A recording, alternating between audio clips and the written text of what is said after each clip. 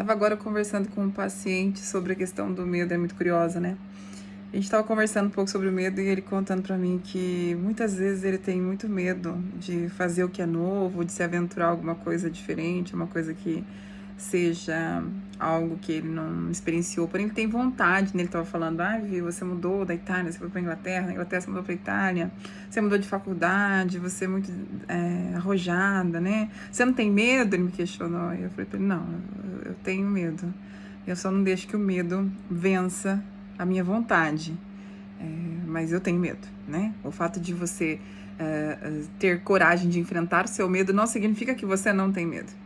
E hoje o que acontece é que nós nos tornamos uma sociedade muito medrosa, né? E antigamente o medo ele era responsável pela nossa segurança, nossa proteção. Ele era um indício de que você corria um perigo.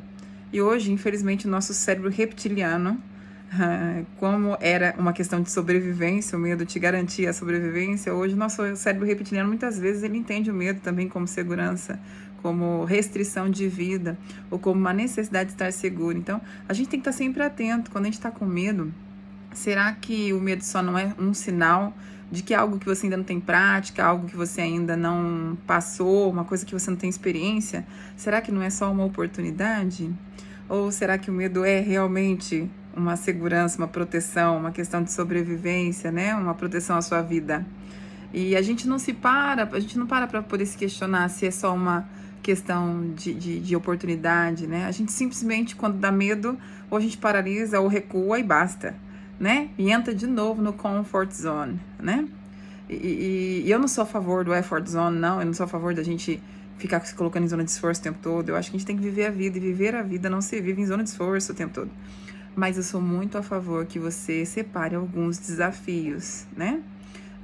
O desafio da língua para mim na Inglaterra era uma coisa complicada com a universidade, porque eu precisava falar o tempo todo em inglês e eu tinha muito contato com a Itália ainda, então tinha a língua italiana, tinha a língua inglesa ao mesmo tempo, né? E às vezes fazia uma confusão com português, inglês, enfim, várias línguas. Quando eu cheguei aqui na Itália, quis voltar à universidade, eu tive que fazer o teste em inglês e foi super bom, porque o teste em inglês foi fácil para mim, porque eu tinha que entrar na universidade só do teste.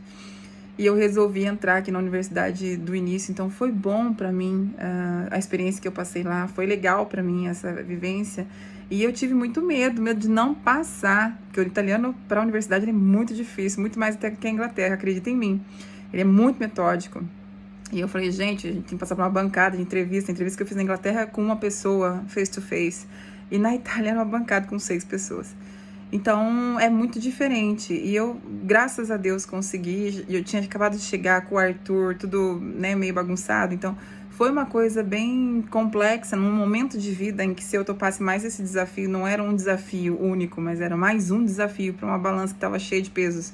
Mesmo assim, eu não queria parar a universidade, que eu já estava enganjada, já queria pegar o título de psicóloga aqui na Europa. Então, para mim, foi legal dar continuidade. Mas eu tive muito medo de não ser capaz, medo do fracasso, medo de não dar conta.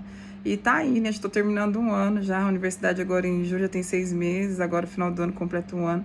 E a gente vai, então o que eu quero dizer pra vocês é, gente, se vocês têm um medo, raciocina, né? Raciocina se esse medo é realmente uma questão de sobrevivência ou só uma oportunidade.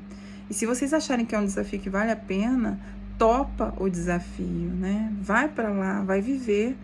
Vive esse desafio, dá a oportunidade de você entrar no effort zone, dá a oportunidade de você entrar na zona de esforço, mesmo que não seja o dia inteiro, por várias horas, mas te dá a oportunidade de crescer. Aprender uma nova língua é um effort zone, é uma zona de esforço.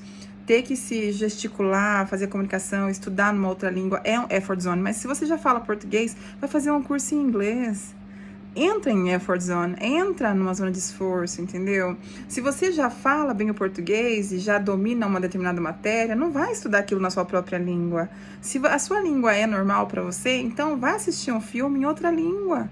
Dá a oportunidade do seu cérebro entrar em uma zona de esforço pelo desafio por si só, pela oportunidade. Essa é a dica de hoje.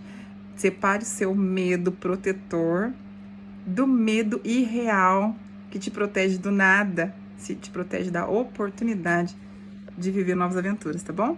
Beijo grande.